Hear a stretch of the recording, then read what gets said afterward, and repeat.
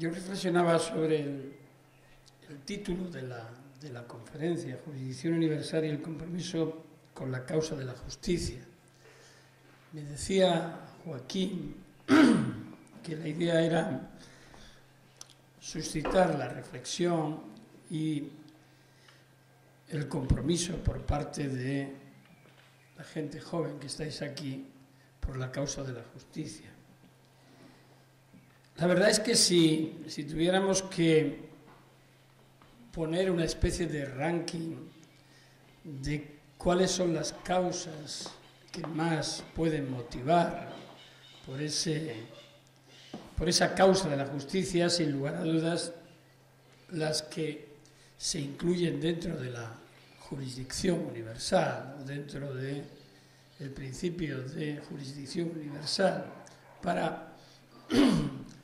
la persecución de aquellas conductas que integran los crímenes más graves contra la humanidad serían precisamente estas: los genocidios,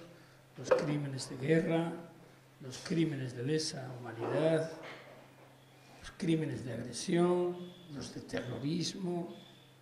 los de narcotráfico, los de trata de personas,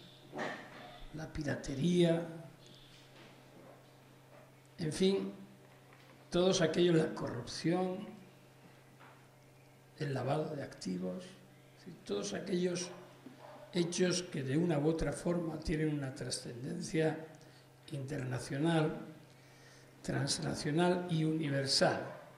aunque sin lugar a dudas hay que establecer distinciones y categorías en cada uno de estos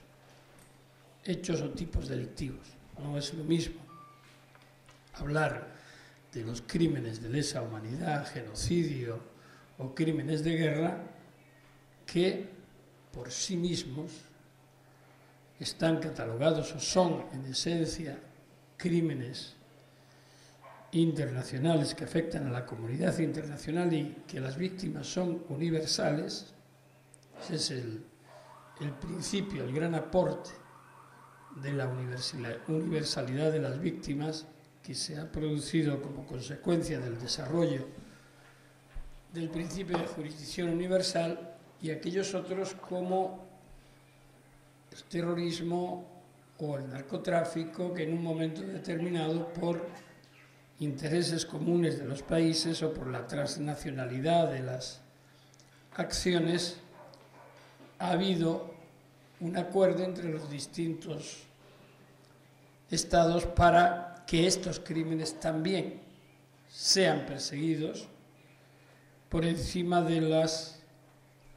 barreras naturales de las fronteras o de las barreras jurídicas de los diferentes sistemas legales, en una discusión que se mantiene hasta el día de hoy.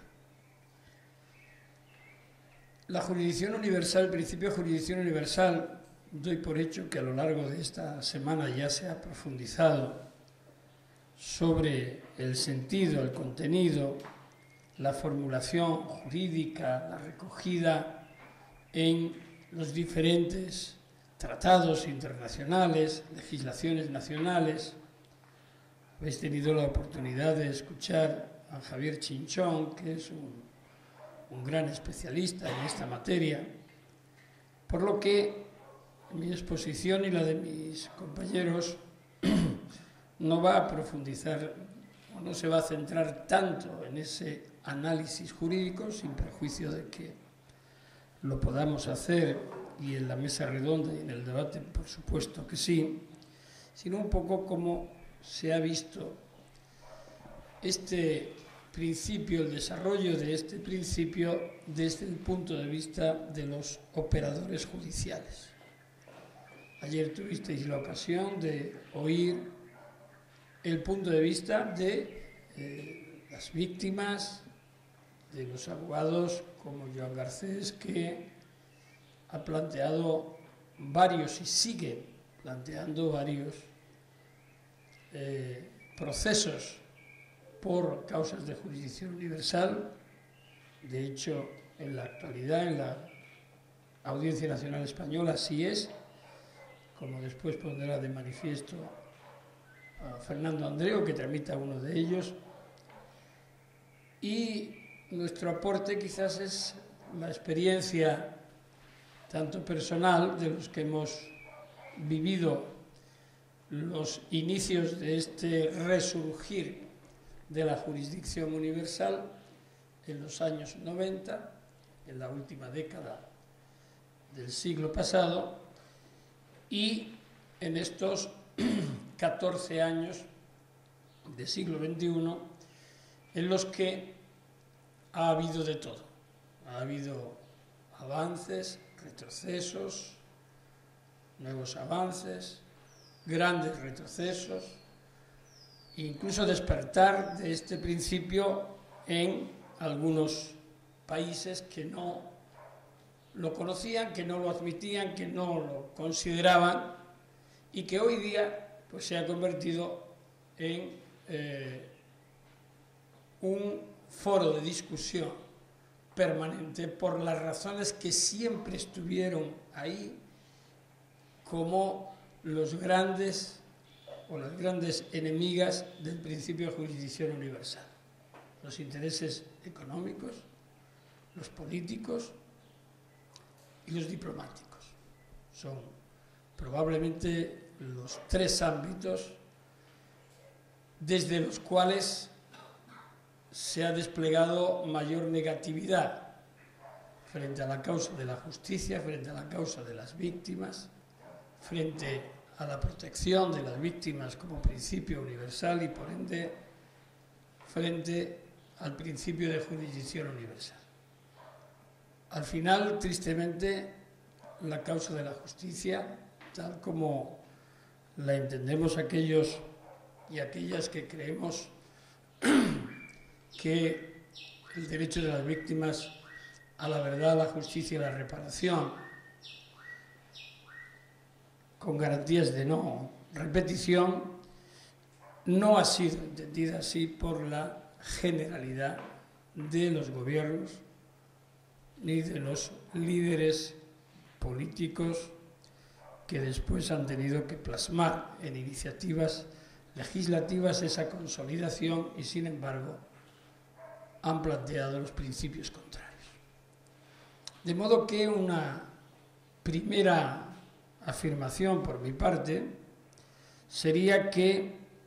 el principio de jurisdicción universal inicialmente fue una conquista o una formulación y conquista de la academia desde Francisco de Vitoria en adelante. Después hubo una plasmación legislativa consecuencia de los logros diplomáticos a través de los distintos convenios y tratados del siglo XX, una aplicación judicial vanguardista a final de los años, o en la segunda mitad de los años 90, que desde el ámbito de la operativa judicial se adelantó a lo que realmente se había pretendido desde el punto de vista legislativo con este principio, que curiosamente desde entonces hasta ahora se sigue confundiendo reiteradamente con el principio de justicia penal internacional. Es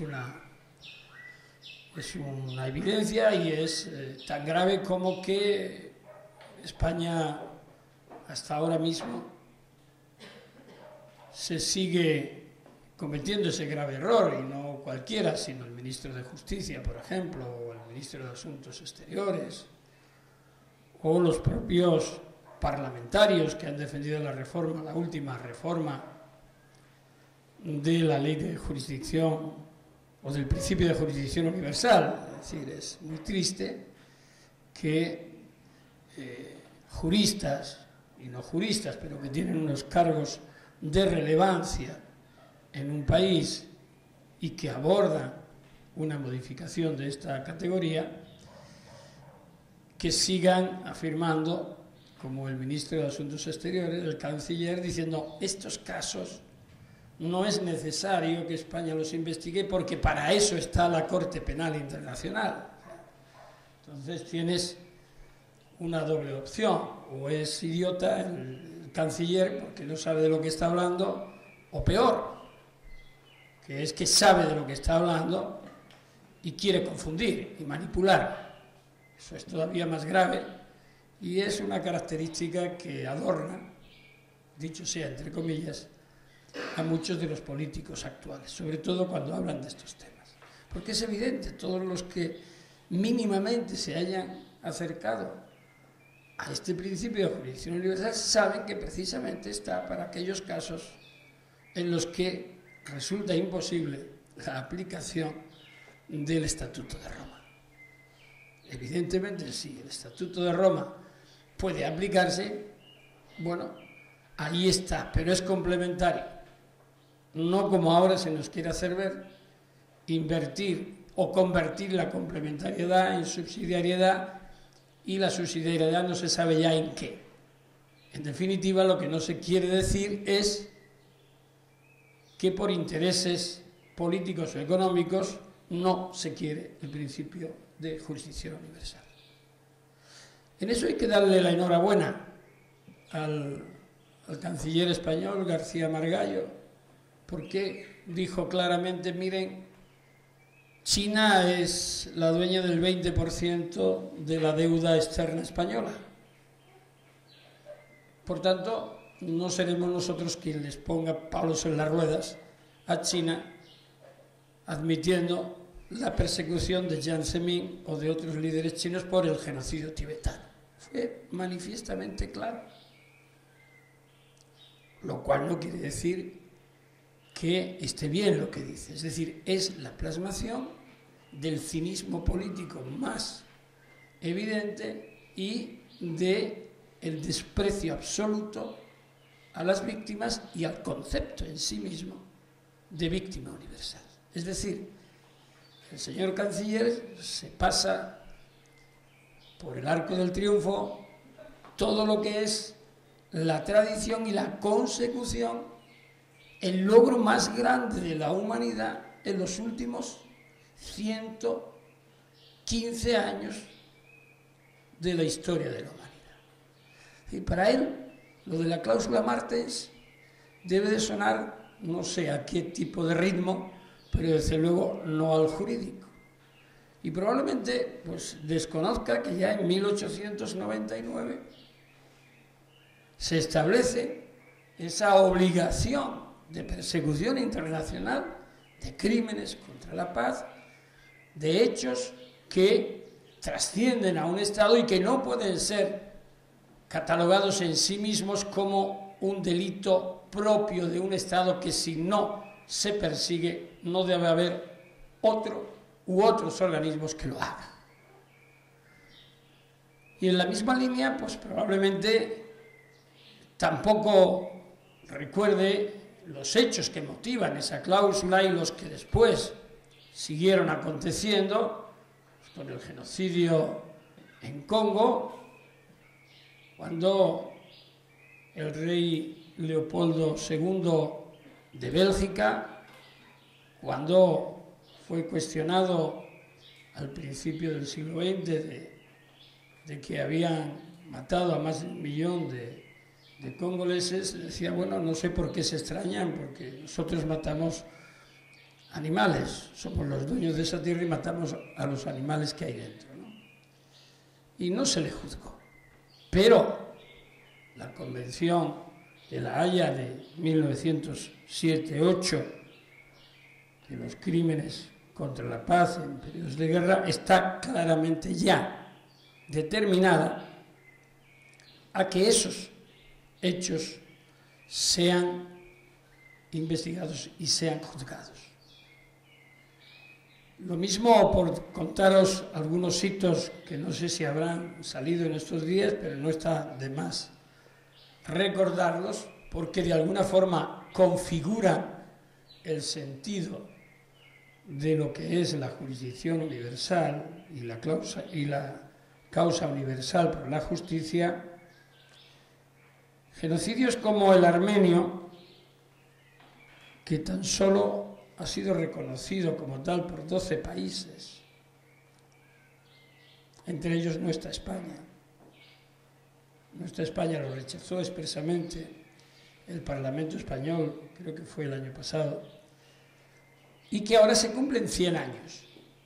Ahora no, el año que viene. En abril de 1915 comenzó el genocidio armenio a manos de autoridades y responsables del Imperio Otomano, es decir, de Turquía, y casi 2 millones de armenios fueron desaparecidos, fueron desplazados, fueron ejecutados, etc. Y hasta el día de hoy,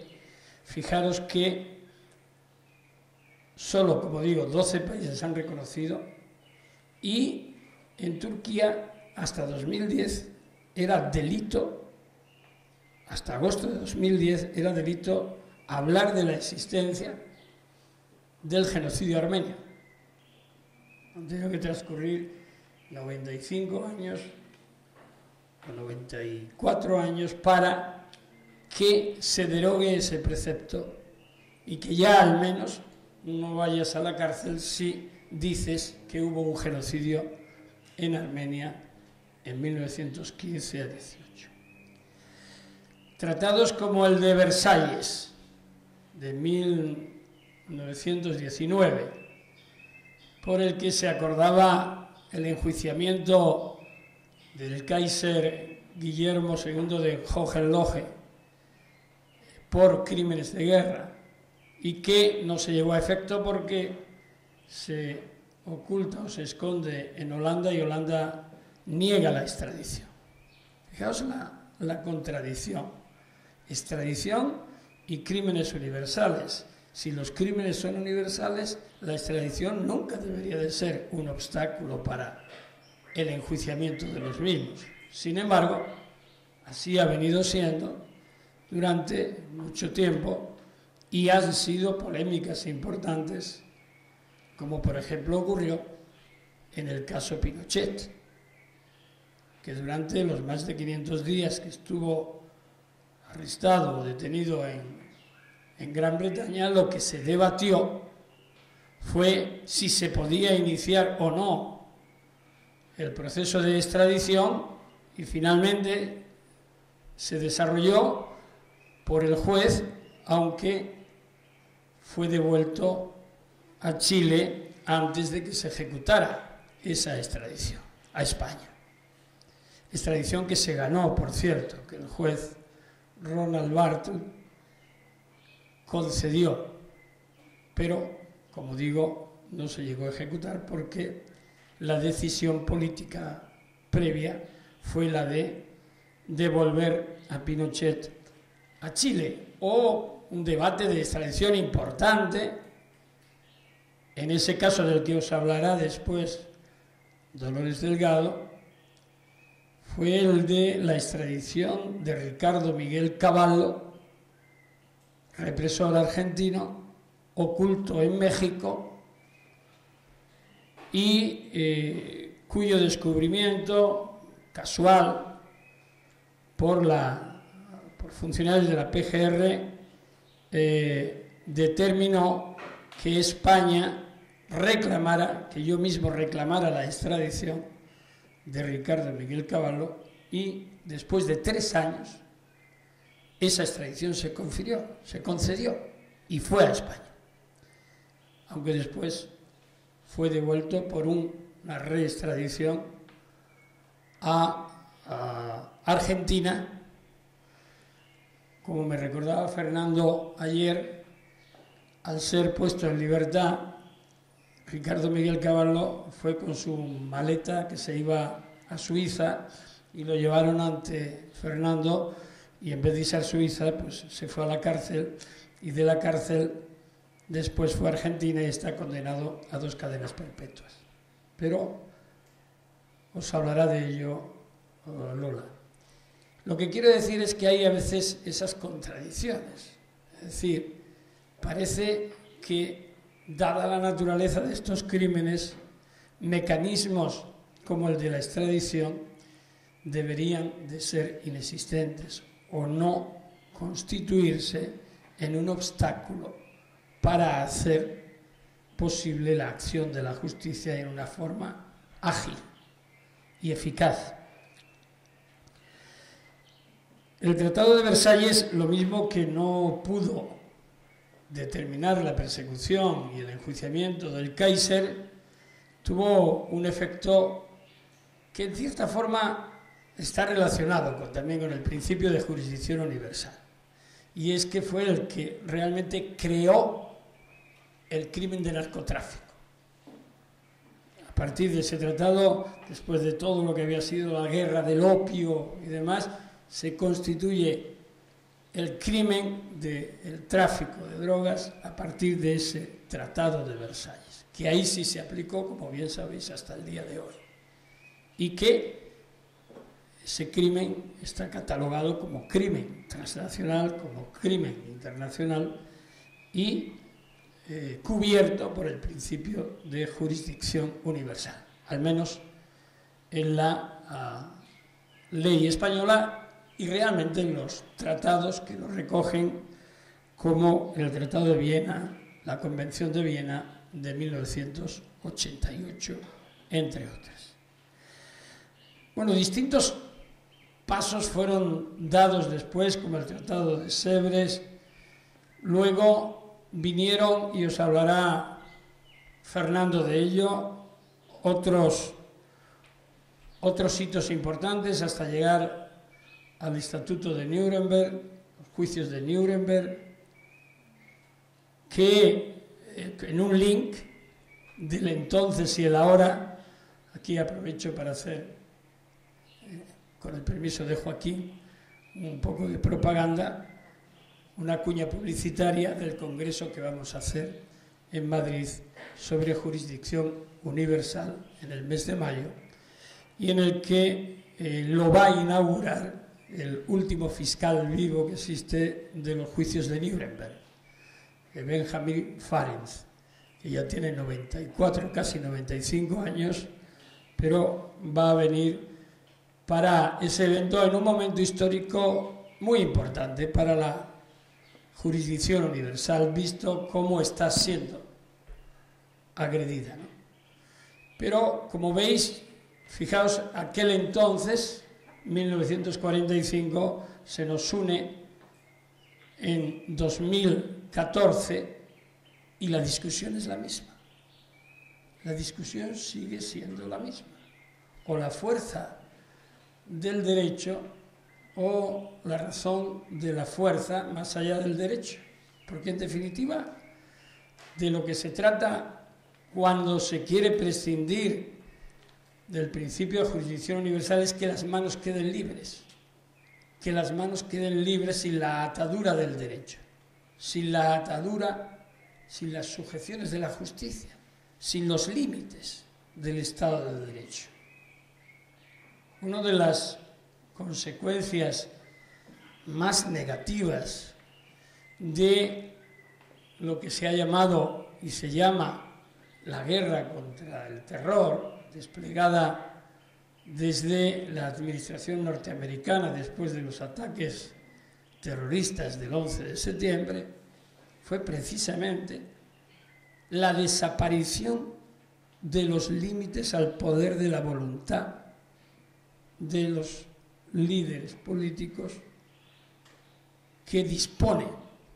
esa acción. Es decir, se desaparece el límite del derecho y se justifica cualquier acción que conduzca al fin perseguido, que es la erradicación del terror, cayendo en la trampa, que es evidente, pero es una trampa para elefantes, de que eso no se va a producir. Y la prueba es que después de una guerra ilegal como la de Irak, después de invadir un país como el de Afganistán, seguimos todavía teniendo que enviar a drones que prácticamente además de monitorizar a países completos, pues cometen asesinatos selectivos en Yemen o en cualquier otro punto del planeta sin una contención desde el derecho que desde luego debería de producirse. O con islas de impunidad o de abusos claros de cualquier sistema de derecho y de protección de derechos como Guantánamo. Después de la Convención, después de la Declaración Universal de Derechos Humanos y la Convención contra el Genocidio, vinieron las convenciones de Ginebra de 1949. En esas 4 convenciones se establecen de nuevo el reconocimiento del principio de jurisdicción universal para la persecución de los crímenes de guerra. Previamente, en la de genocidio se había hecho lo propio. Y hoy, por ejemplo, pues vuelven a la actualidad esas convenciones cuando, como en España ha acontecido el 14 de marzo de este año, se aprueba una ley en la que prácticamente se guillotina al principio de jurisdicción universal. No se reconoce así, pero la realidad que se pretendía y que se pretende es esa. ¿Y qué ha ocurrido? Ha ocurrido un fenómeno curioso, un fenómeno importante. Quizás sin darse cuenta, los propios jueces, en este caso los jueces de la Audiencia Nacional, han asumido un rol cuasi revolucionario. No se dan cuenta porque algunos de ellos son muy conservadores y determinadas expresiones como esta les asustan, ¿no? No creo que me desmienta Fernando ni Dolores, pero realmente es curioso porque ha sido la primera vez que conservadores y no conservadores, ideológicamente hablando, se han dado cuenta de que una ley, al margen de la ideología, puede ser una aberración y que hay que hacer frente a ella. Y nos hemos encontrado con diferentes criterios de interpretación, pero todos los jueces, o prácticamente todos los jueces, que han tenido que decidir o que tienen que decidir qué hacer con las causas de jurisdicción universal que hay en España y de las que después se van a hablar, o hablaremos a lo largo de la mañana, ¿qué camino hay que tomar? Es decir, o se cumple la ley y se archivan esas causas, porque así lo dice la disposición transitoria única, quedan sobreseídas. Desde mi punto de vista, usurpando lo que es la propia labor judicial y competencia judicial, que es archivar o no archivar, investigar o no investigar, juzgar y ejecutar lo juzgado. Pero eso al margen, los diferentes jueces, el primero de ellos, el Juzgado Central 1 en el caso Couso, periodista español, que fue asesinado en Bagdad, en el Hotel Palestina, junto con otros colegas, por un disparo de cañón de tanque norteamericano. El Hotel Palestina estaba catalogado como zona civil, es decir, era donde estaban los representantes de la prensa y de organismos internacionales, es decir, era no beligerante y obviamente quienes lanzaron el disparo lo sabían. Obviamente la razón de ese disparo era callar a los medios de comunicación que estaban desarrollando una labor sumamente crítica frente a la decisión norteamericana y a la de aquellos que, como España, siguieron la teoría Bush de invadir un país y generar el desastre humanitario que se generó a partir del 20 de marzo de 2003 en Irak. Pues, lo que se aplicó, lo que se ha aducido por parte del juez español para inaplicar esa ley, la ley del 14 de marzo, hace poco más de un mes, son los convenios de Ginebra, de 1949. Y lo que ha dicho el juez, no puedo aplicar esta ley porque contradice a los propios convenios que España ha ratificado y que tienen una preeminencia sobre la ley que, aunque sea orgánica, contradice a estas normas de derecho internacional que recogen precisamente la protección universal de este tipo de crímenes o de este tipo de las víctimas frente a este tipo de crímenes como una conquista de la propia humanidad a partir del momento de su formulación. Bien por esa vía, bien por la consagración del principio consuetudinario y al final convertidos en principios como el de jus cogens, es decir, que compele y obliga al cumplimiento de esos tratados, aun cuando, como sabéis, no estuvieran recogidos expresamente esa norma o esas normas en el derecho interno. Lo mismo ha ido sucediendo en este juego que trato de hacer de normas que tienen una ubicación histórica determinada, pero una actualidad evidente en la aplicación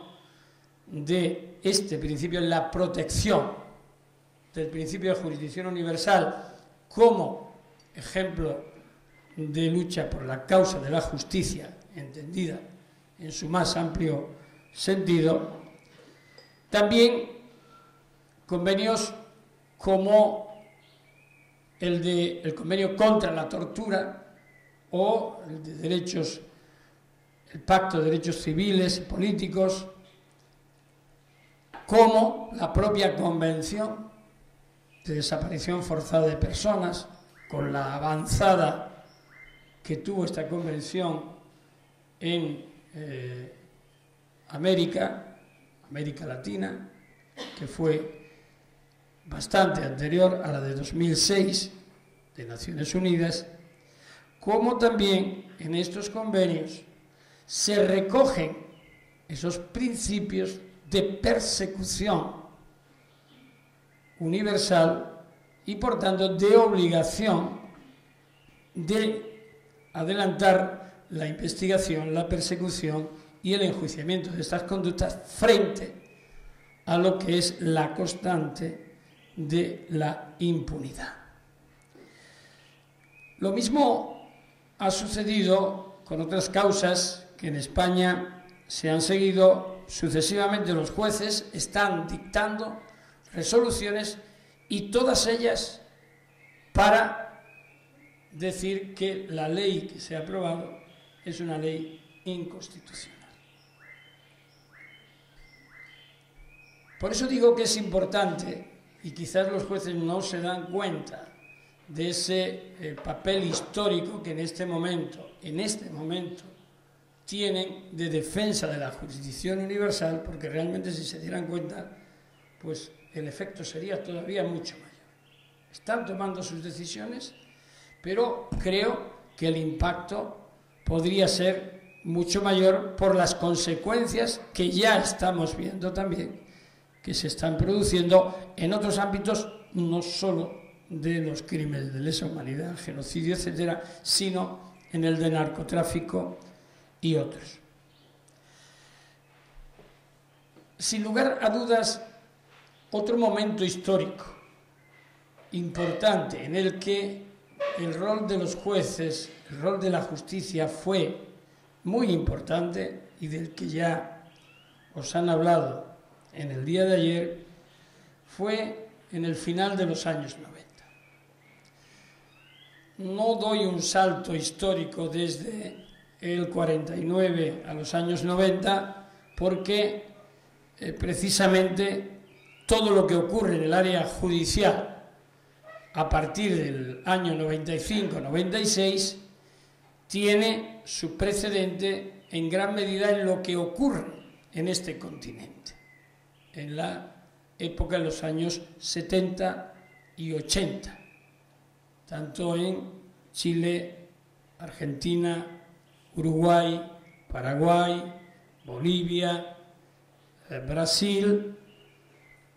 Salvador, Guatemala, es decir, en todos aquellos países en los que los procesos de represión fueron una constante, situaciones de guerra y situaciones de violación masiva de derechos humanos,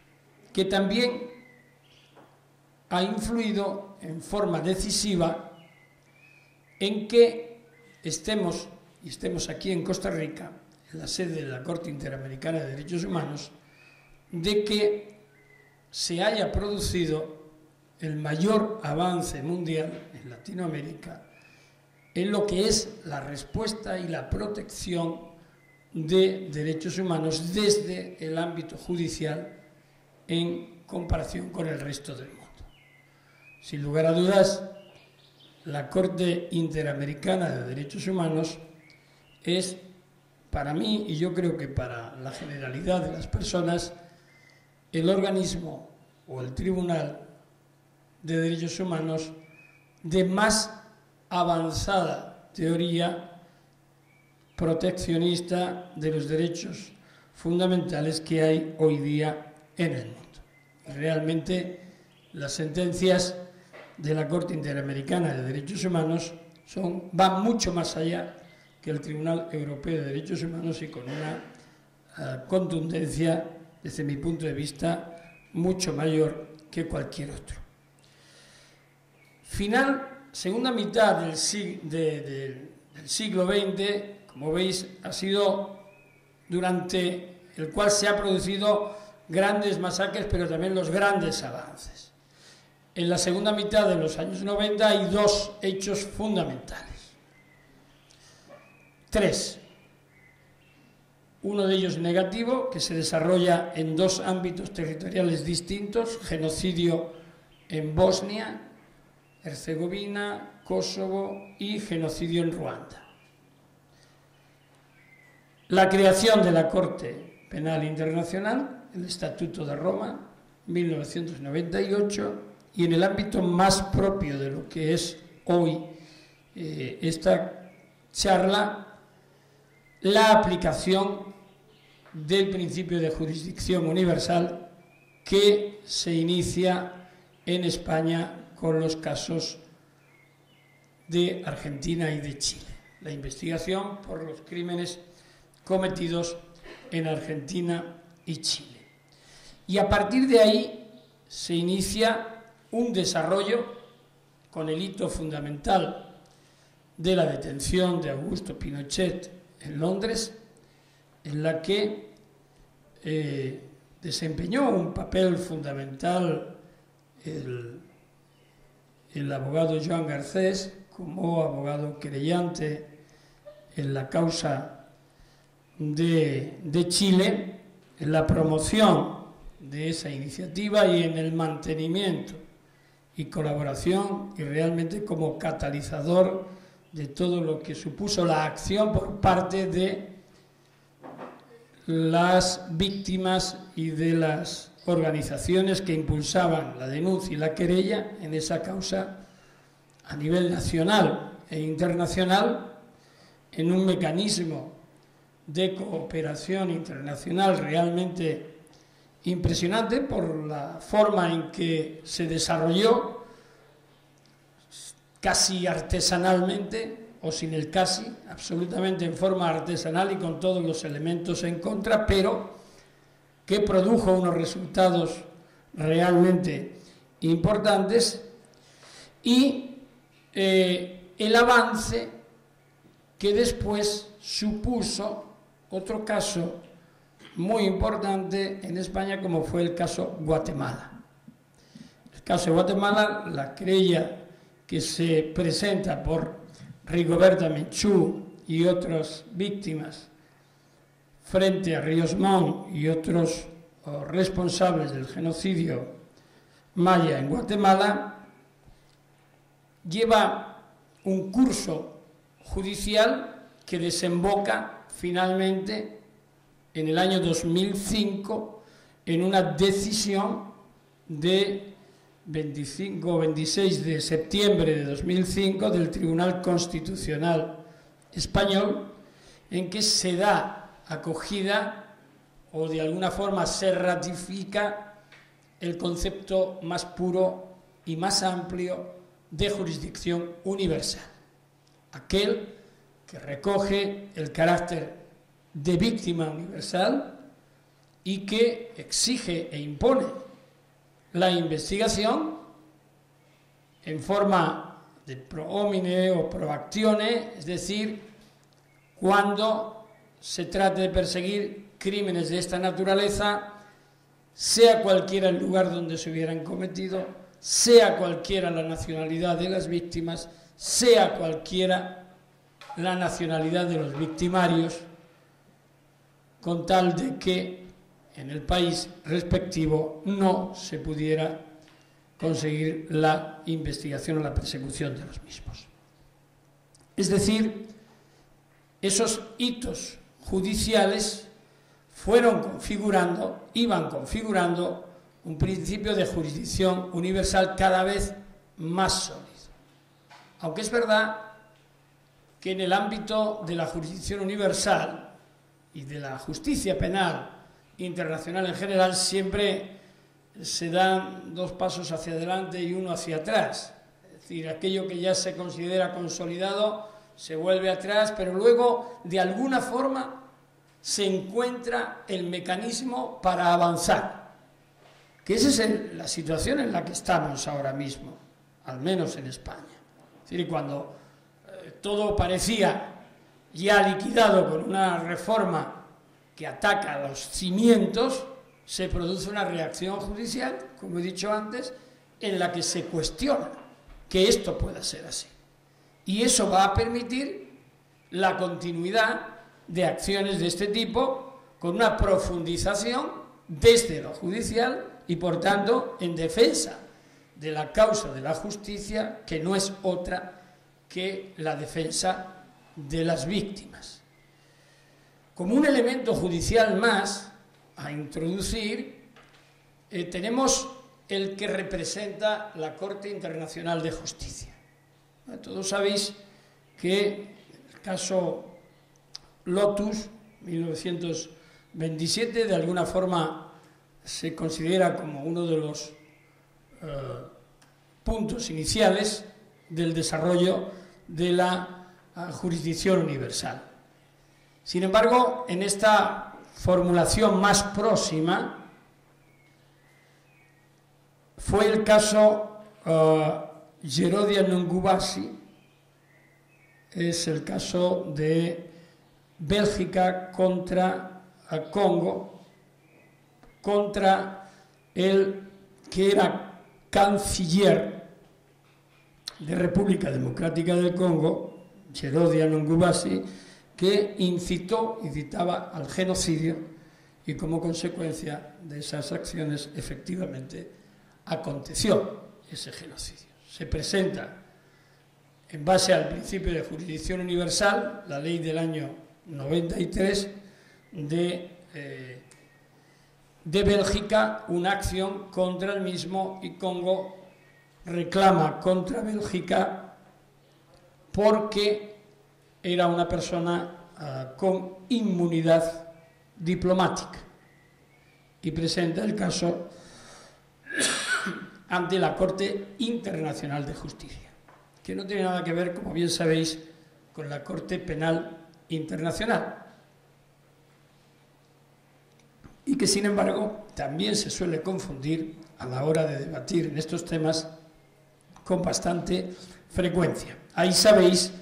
que la responsabilidad no es personal, en la Corte Penal sí, en el Estatuto de Roma sí, no en la Corte Internacional de Justicia, donde se dilucidan cuestiones entre Estados. Bien, pues Congo demanda a Bélgica porque está investigando a un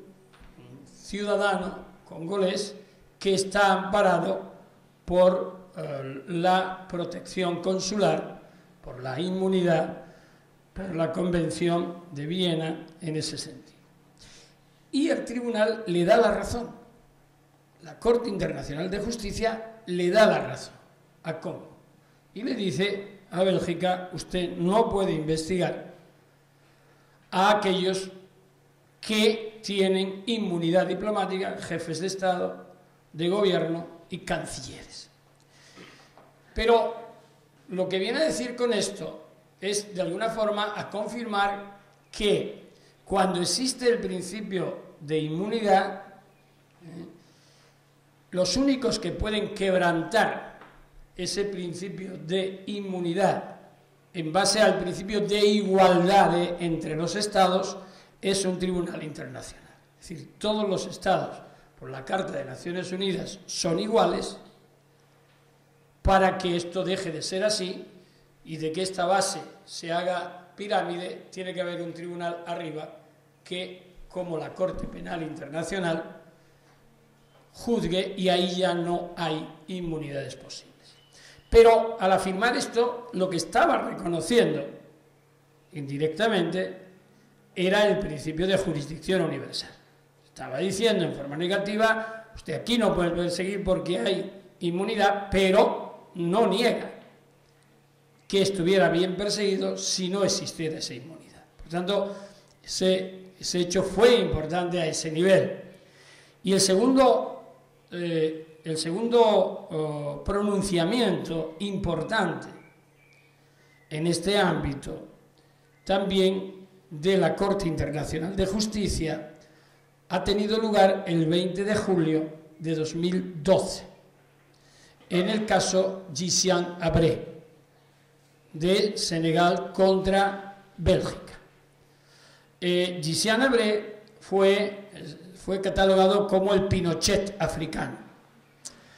Como consecuencia del caso Pinochet se produjeron una serie de acontecimientos en otros lugares del mundo. Y el dictador del Chad, Gysiane Habré, estaba oculto o exiliado en Senegal. Un juez belga ordenó la detención del mismo y comenzó un proceso similar al que yo mismo había iniciado con la detención de Pinochet en España. El juicio contra Gysiane Habré se va a celebrar este año. Finalmente, la Corte Internacional de Justicia, 20 de julio de 2012, dijo: tiene a Senegal, tienen ustedes que juzgarlo porque la imputación de torturas que se le hace no puede quedar impune en aplicación de la Convención contra la Tortura y porque, obviamente, Chad nunca ha investigado ni va a perseguir. Por tanto, allá donde está, tiene que abrirse el procedimiento y tiene que enjuiciarse. Es decir, este va a ser, si no se muere antes, como ocurrió con Pinochet, que como anécdota os diré que el día en que murió Pinochet, ¿sabéis cuál fue? Fue el Día de los Derechos Humanos, el 10 de diciembre de 2006. Esa es la paradoja, y estamos cambiando de negro. La paradoja de Pinochet fue morirse el Día de los Derechos Humanos, ¿no? Yo creo que también es una especie de condena contra él mismo y su memoria, ¿no? Pues Gysiane Habré será el caso en el que, por jurisdicción universal y fuera de su país, se juzga a un dictador. Será el segundo caso. El primer caso no estoy hablando de él intencionadamente porque se desarrolló en España, fue el caso de Adolfo Scilingo, represor argentino, porque os hablará Dolores, ya que ella fue la fiscal que acusó a Adolfo Scilingo en el juicio de Madrid y que consiguió la condena correspondiente. Pero este va a ser el segundo caso por aplicación del principio de jurisdicción universal. Algunos políticos, como por ejemplo el señor ministro de Justicia español, don Alberto Ruiz de Gallardón, recientemente, tan recientemente como hace 2 días, en una comparecencia parlamentaria, frente a varias preguntas en el Senado, dijo en torno al tema de la ley del principio de jurisdicción universal que tampoco había que rasgarse tanto las vestiduras discutiendo de un principio como este, cuando en España tan solo había producido una sentencia condenatoria, la de Scilingo, y porque el señor Scilingo había cometido el error de venir a España porque de esa manera iba a obtener un trato más favorable que en su país. Claro, dicho así, en el contexto actual puede parecer que es verdad, porque en Argentina existe la cadena perpetua, en España no existe la cadena perpetua. De hecho, Caballo está condenado, el que vino de México, está condenado a 2 cadenas perpetuas en Argentina. Pero, claro, es falso, esa afirmación es falsa, por una sencilla razón, porque cuando el señor Scilingo viene a España, 1997, en Argentina las leyes que existían eran la de obediencia debida y punto final. No vino a España para recibir un trato judicial mejor, es que no había trato judicial alguno en Argentina y en cambio en España sí. Ahora, que vino con una idea totalmente diferente de la que se encontró, sí, eso es verdad, porque fue a un plató de televisión, fue a hablar de cómo se ejecutaban los lanzamientos de víctimas desde aviones al mar. Y claro, lo que ocurre es que estábamos investigando esta causa en España y a mí me pareció que era no solo una ofensa a las víctimas, sino un escarnio que un represor viniera a España y se fuera a un plató de televisión a hablar sobre cómo se asesinaba o se desaparecía a personas y que después se fuera a su país y en un rato libre pasara por el juzgado a declarar. Entonces yo lo que dije, no, la policía se va a la puerta del avión, lo detiene, lo lleva ante el juez, se le toma declaración, se le ingresa en prisión y después se le juzga. Y eso es lo que se hizo. Entonces no es verdad lo que dice el ministro de Justicia como argumento, y se atreve a decirlo en sede parlamentaria,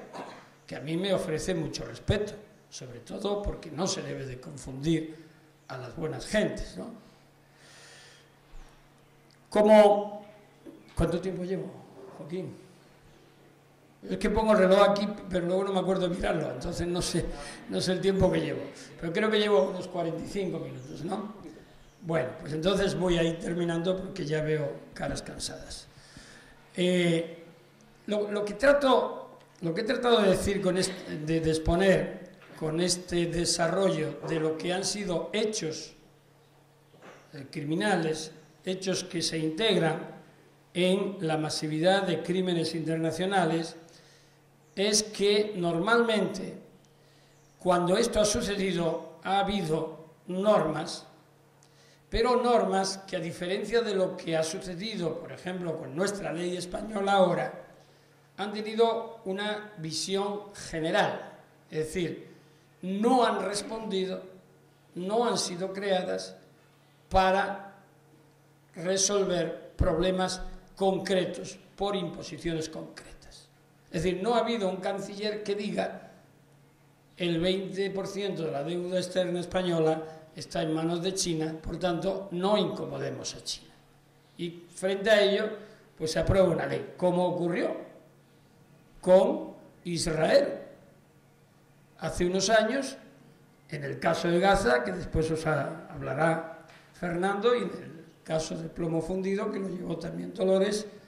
Precisamente lo que vino a decir Israel a España fue eso. Es decir, oiga, no nos toquen las narices, no nos persigan. Y finalmente eso se tradujo en una reforma de la ley del año 2009 que restringió la jurisdicción universal mucho menos que esta de 2014. Por tanto, frente a esos avances judiciales, normalmente ha habido dos tipos de reacciones. Unas de órganos judiciales o constitucionales, como fue la del Tribunal Constitucional Español de 2005 y 2007, en los casos Guatemala y Falun Gong, en los que se estableció el principio de jurisdicción universal puro. La Corte Internacional de Justicia, ya mencionada en estos dos casos, algunos más, donde reconoce ese principio. Las decisiones de la Corte Interamericana de Derechos Humanos y del Tribunal Europeo de Derechos Humanos, reconociendo sin lugar a dudas, la primera mucho más que el segundo, el principio de jurisdicción universal.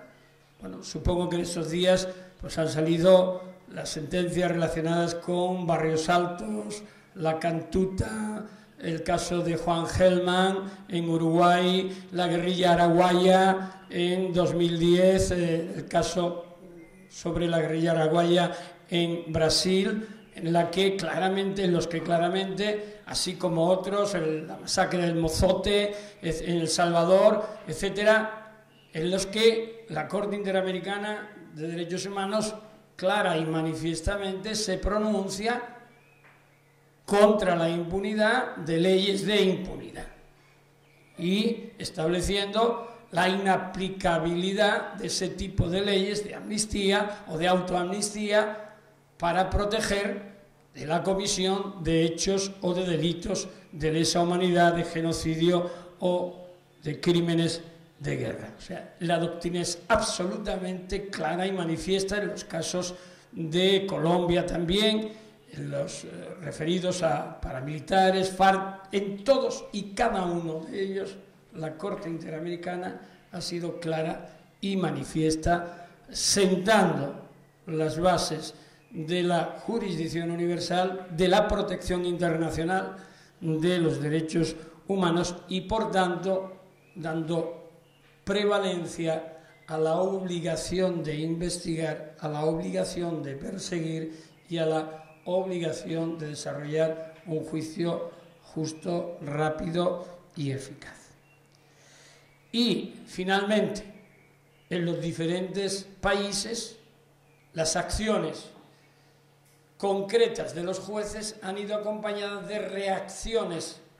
legislativas de los propios parlamentos tendientes a la restricción de la ley existente. Ocurrió en Bélgica, claramente, con la ley del 93, en 2003, el 22 de junio de 2003, unas declaraciones de Donald Rumsfeld en las que dijo, bueno, pueden los jueces belgas investigar a Bush, a mí mismo y a otros responsables norteamericanos por la guerra de Irak, pero también la sede de la NATO o de la OTAN se puede ir de Bruselas.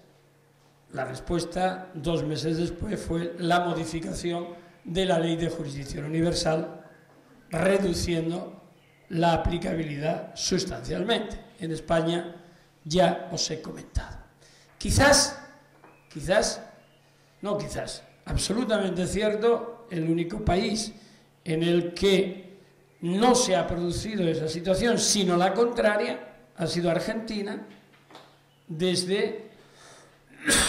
2003 en adelante, que se derogan y se anulan las leyes de obediencia debida y punto final, y después la Corte Suprema establece la nulidad también de esas leyes y se abre un amplio desarrollo judicial que dura hasta este momento, en el que se están juzgando por crímenes de genocidio, por crímenes de lesa humanidad, por terrorismo de Estado, no solamente a los autores materiales o intelectuales, sino también al ámbito civil y sobre todo económico, en el que ya, y es un hecho histórico, en el que se están investigando los actores económicos que pudieron intervenir o definir y decidir el curso de la represión con resultado de víctimas o hacia víctimas concretas en Argentina. Frente a eso, pues evidentemente también hay países en que la opción ha sido absolutamente la contraria. No hay que ir muy lejos si el que os habla es un español.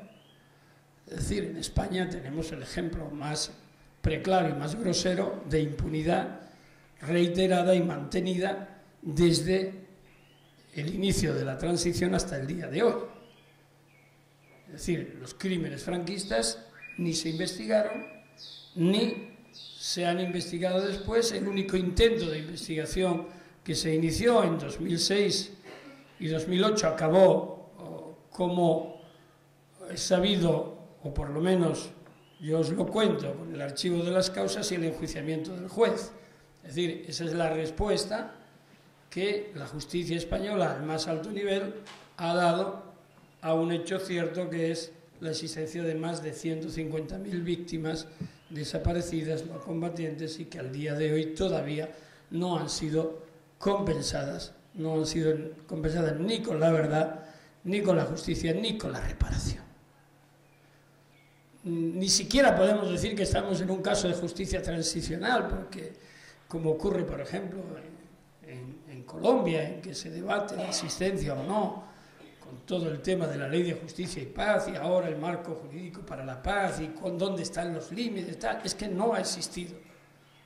Y ni siquiera cuando le digo a mis amigos brasileños que no se quejen tanto de qué poco tienen,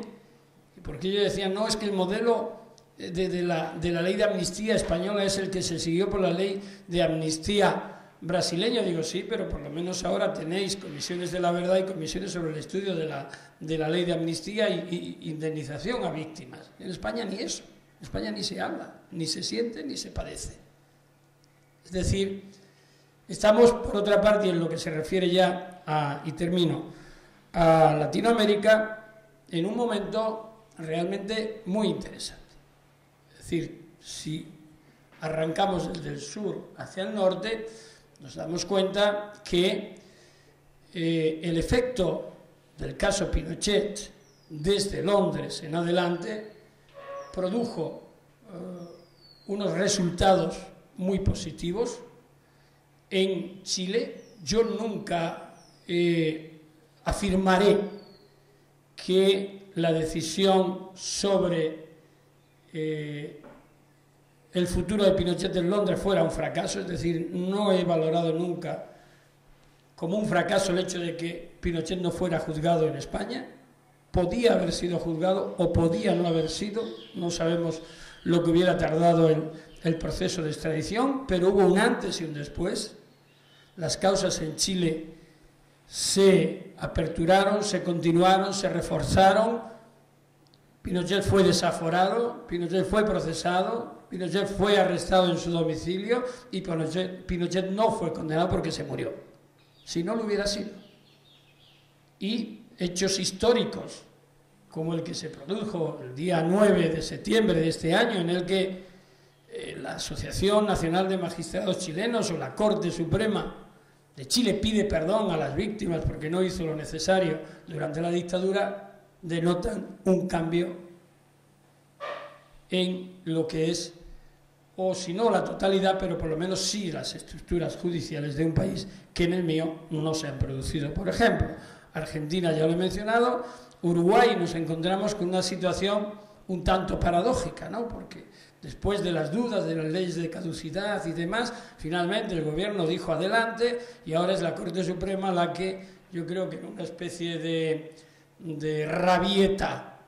contra la Corte Interamericana de Derechos Humanos, dicta una sentencia en 2011, como diciendo quién es la Corte Interamericana de Derechos Humanos para decirme a mí lo que tengo que hacer. Y, de forma absurda, plantea una dinámica de confrontación de la aplicabilidad directa de la sentencia de la Corte Interamericana, pero a la vez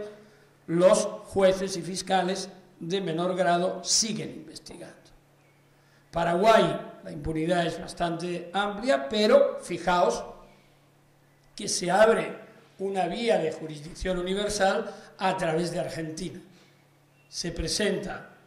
una querella y está en tramitación contra represores de la época Stroessner y está pendiente de decisión de aceptación de competencia en Argentina por víctimas de Stroessner y la última ampliación por víctimas de la etnia H. 300 niños robados, sometidos a servidumbre, vendidos, etcétera, en los años 70. Bueno, ahí están planteando vía jurisdicción universal, lo mismo que las víctimas del franquismo, vía jurisdicción universal, también en Argentina, y han conseguido que se emitan 2 órdenes de detención contra represores españoles, que obviamente España no va a conceder la extradición, porque si niega la existencia del delito, pues lógicamente no lo va a conceder. Pero las víctimas están siendo reparadas. Antes decía la afirmación que había hecho Alberto Ruiz Gallardón, ministro de Justicia, diciendo, total, para una sentencia, ¿por qué tanto ruido? Y se le olvida algo fundamental que sistemáticamente se le olvida a determinados responsables políticos e incluso jurídicos que cifran la importancia de la jurisdicción universal en el número de casos resueltos. Oiga, no es eso. La reparación a las víctimas, la reparación desde la justicia, se produce o se puede producir simplemente con la apertura de una causa judicial. No es verdad que se frustren las víctimas porque no se consiga un resultado judicial. Ya están frustradas con la impunidad. Ahí sí que están frustradas. La mera comparecencia, y lo podrán contar ellos, ante un órgano judicial independiente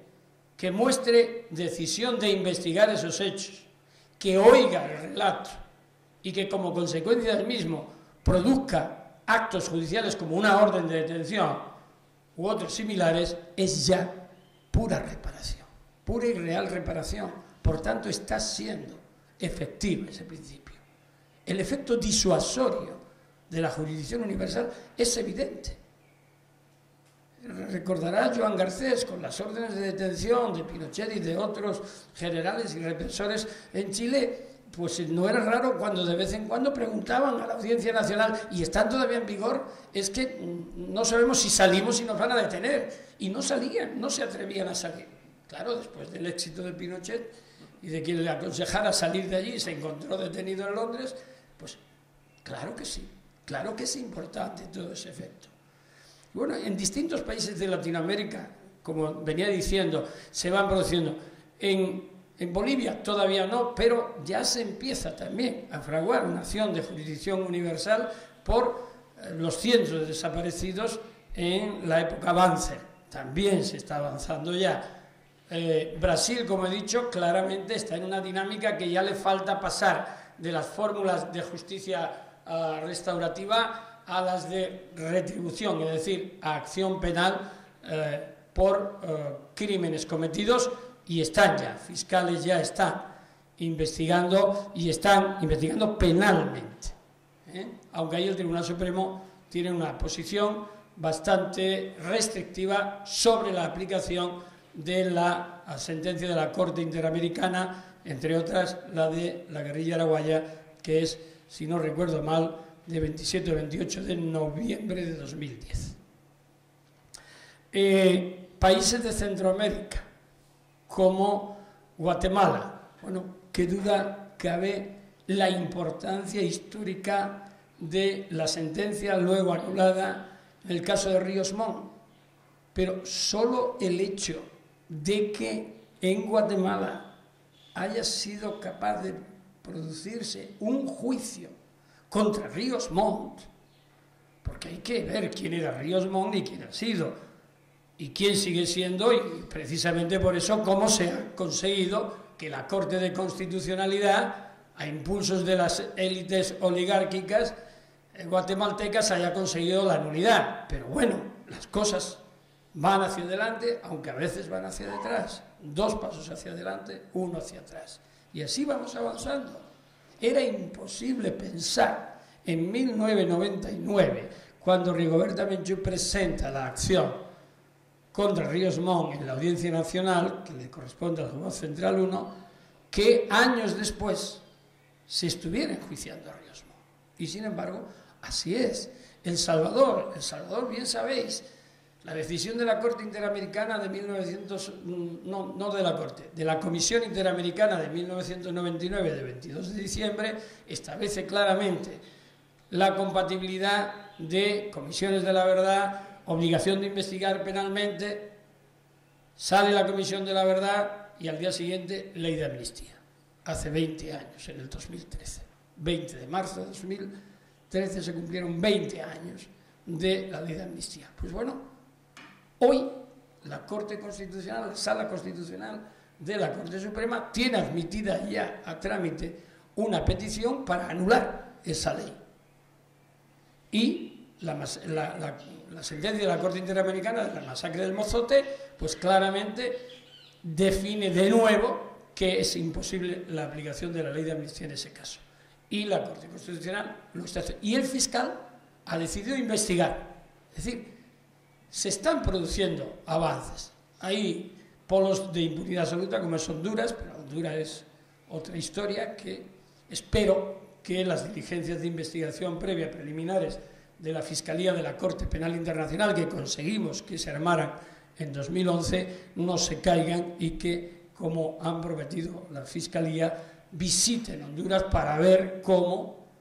ese país sigue siendo uno de los puntos más oscuros de impunidad que ahora mismo hay en Latinoamérica. Y México tenemos la gran incógnita de México, pero bueno, también se están produciendo no tanto acciones de jurisdicción universal desde fuera, pero sí todo el movimiento que en 2010-2011 se produce tanto a nivel legislativo por acción de varias sentencias de la Corte Interamericana y la decisión del Tribunal Supremo de establecer la preeminencia definitiva de la aplicación de los tratados internacionales, incluso frente a normas de derecho interno. Es decir, las cosas van cambiando. Y eso quiere decir que se están haciendo bien con todos los retrocesos, pero que fundamentalmente hay que continuar, y desde mi punto de vista hay un elemento constante, permanente, que es el que vertebra todo este tipo de acciones, y es la presencia y la acción de las víctimas. Si no hubiese sido por la presencia y la acción permanente de las víctimas y de organismos de derechos humanos, tengo que reconocerlo y reconocerlo como autocrítica,